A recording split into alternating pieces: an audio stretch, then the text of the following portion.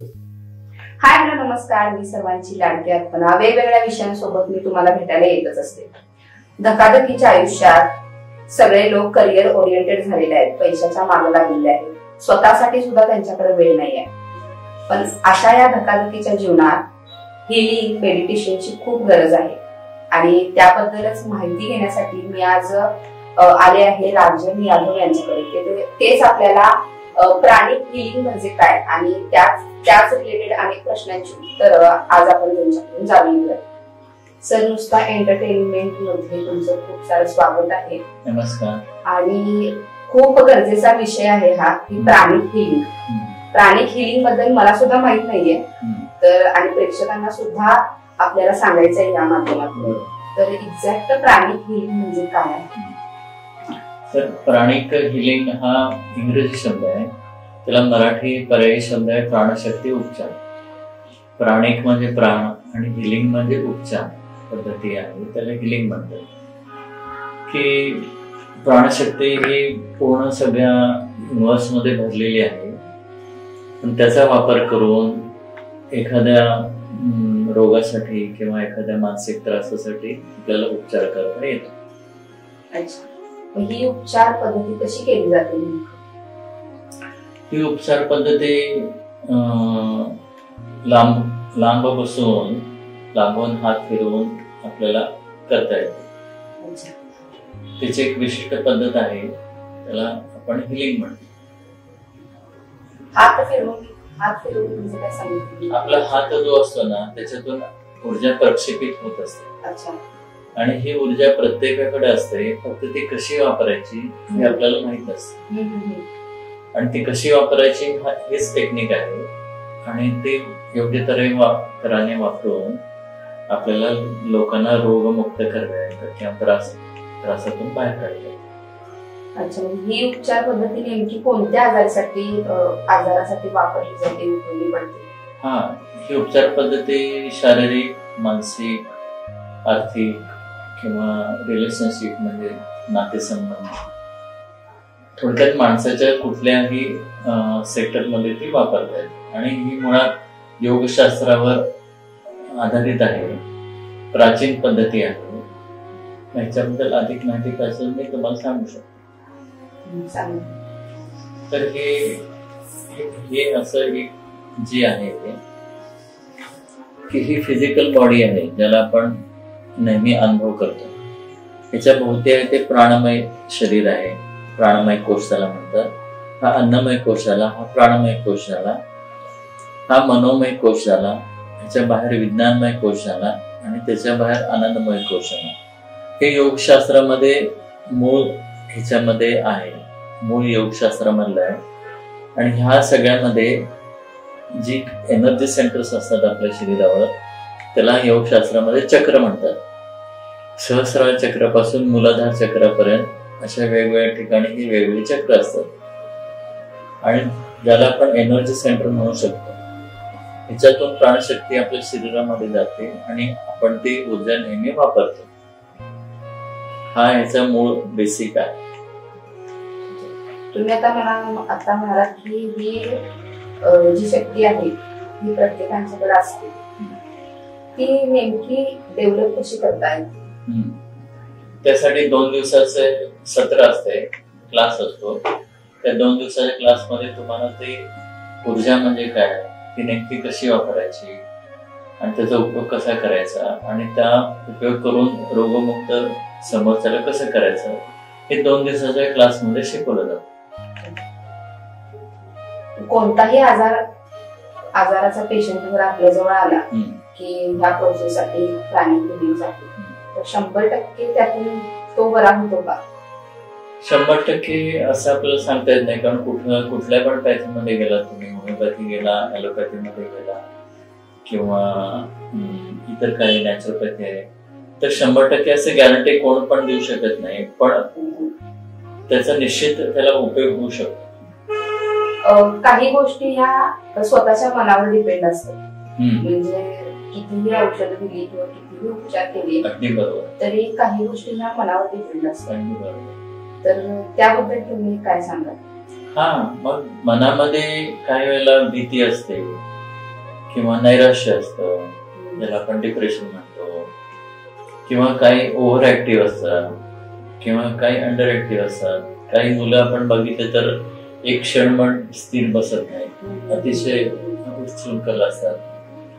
तर ह्या सगळ्यावर मानसोपचार जो आहे तो पण ह्याच्यामध्ये इन्क्लुडेड आहे. म्हणजे प्राणशक्तीमध्ये सायकोथेरपी पण वेगवेगळा एक भाग आहे की जे ह्या सगळी पुस्तकं जी आहेत ह्या पुस्तकामध्ये त्याचं सगळं वर्णन आणि त्याचं एक उपचार पद्धती जी काय ती सगळी दिलेली आहे. आणि हे मास्टर चॉक ऑफ सुई म्हणून पूर्वी होऊन गेले, आता ते नाही आहेत सध्या या जगामध्ये. पण त्याने ह्याच्यावर शास्त्रोक्त अभ्यास करून हे सगळ्या जगापुढं शास्त्र आणलेलं आहे. हिलिंग आणि मेडिटेशन रोजचं जे आपण मेडिटेशन करतो ते त्याची पद्धत नेमकी कशी योग्य आहे? त्याच्यामध्ये गुरुजीने अख्ख्या जगाला एक द्विहृदय ध्यान पद्धती म्हणून दिलेली आहे की जे आपलं हृदय आहे ते आणि एक देवाचं हृदय जे आहे ते. तर ह्या दोन्हीचं कनेक्शन कसं साधायचं आणि त्याच्यातून देवाकडून आशीर्वाद घेऊन ते पृथ्वीवरच्या लोकांना, प्लॅन्टला किंवा प्राणी मात्रांना ते कसे द्यायचे, त्यासाठी ट्विन हार्ट मेडिटेशन किंवा मराठी ज्याला आपण द्विहृदय ध्यान पद्धती म्हणतो ही शिकवली जाते. आणि ती मोफत असते आणि ते कोणीही करू शकतं. 16 वर्षाच्या वरच्या मुलं जी असतात त्यापासून वयस्कापर्यंत कोणीही ते ध्यान करू शकतं आणि ते पूर्णपणे मोफत शिकवलं जातं.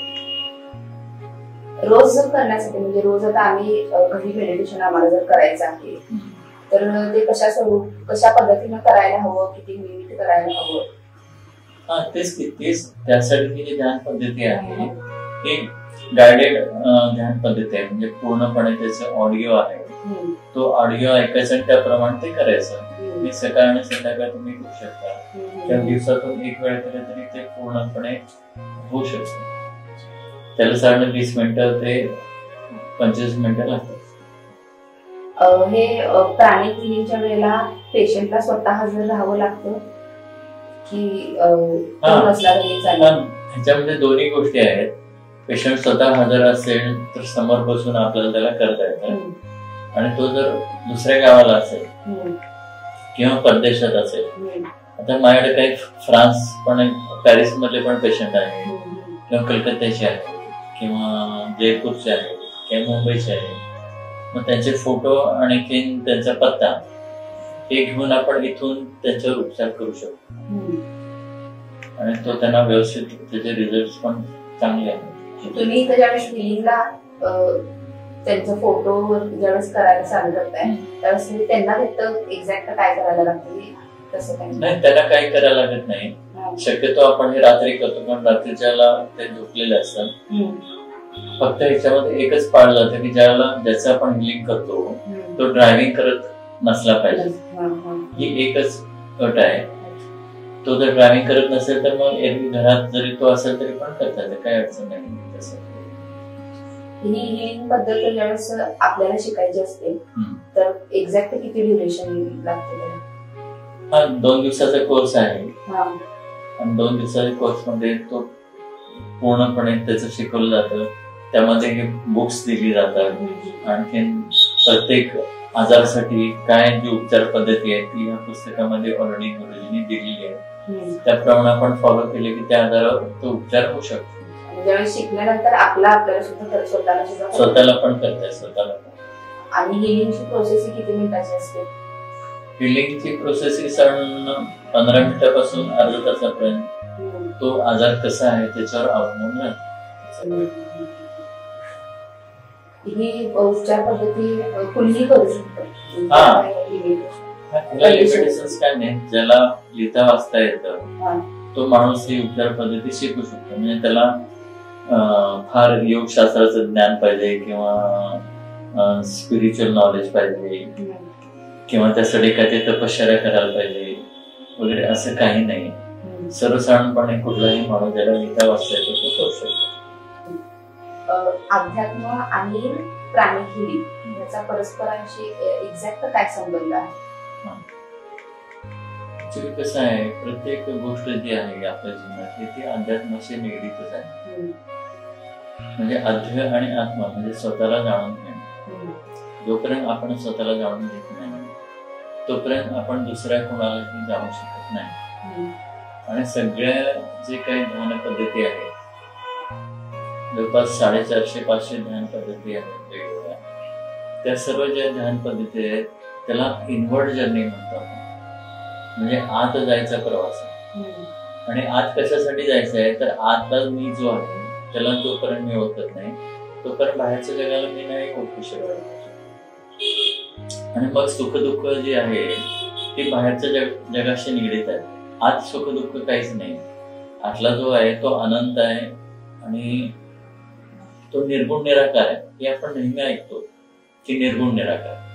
मग निर्गुण निराकार जो असेल त्याला दुःख नाहीच आहे आणि आनंद पण नाही. तर तो सच्चिदानंद आहे, कायम त्या आनंदाच्या अवस्थेतच आहे.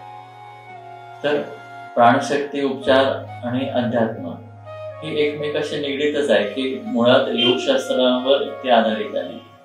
आणि योगशास्त्राचा आधार घेऊन ते पूर्णपणे सगळं डिझाईन केलं आहे. त्यामुळं स्पिरिच्युअलिटी किंवा अध्यात्म हे सगळं प्रत्येक गोष्टीमध्ये आहे. मग खूप छान माहिती मिळाली, अनेक प्रश्नांची उत्तर मिळाली, शंकेचं निरसन सुद्धा झालं. प्राणी हिलिंग खरंच म्हणजे हिलिंगचा जो प्रकार आहे, मेडिटेशन म्हणा, रोजच्या जीवनात किती गरजेचं आहे ह्या प्रश्नांची सुद्धा उत्तर मिळाली. आणि खरंच सगळेजण नुसतं पडतायत, पैशाच्या मागं पडतायत, करिअरच्या मागं पडतायत, स्वतःसाठी सुद्धा वेळ नाहीये ज्या लोकांना. त्यांनी खरंच किमान एक 15-20 मिनिट तरी मेडिटेशनची त्यांना गरज आहे. आणि त्यांना म्हणजे मला सुद्धा गरज आहे. आणि हिलिंगची खरंच सगळ्यांना गरज आहे. अध्यात्म, मेडिटेशन, हिलिंग ह्याचा परस्पराशी नेमका काय संबंध आहे, अशा बऱ्याच प्रश्नांची उत्तर सरांनी आज दिली आहे. सर पुन्हा एकदा धन्यवाद, वेळात वेळ काढून आम्हाला ही माहिती दिली. नमस्कार.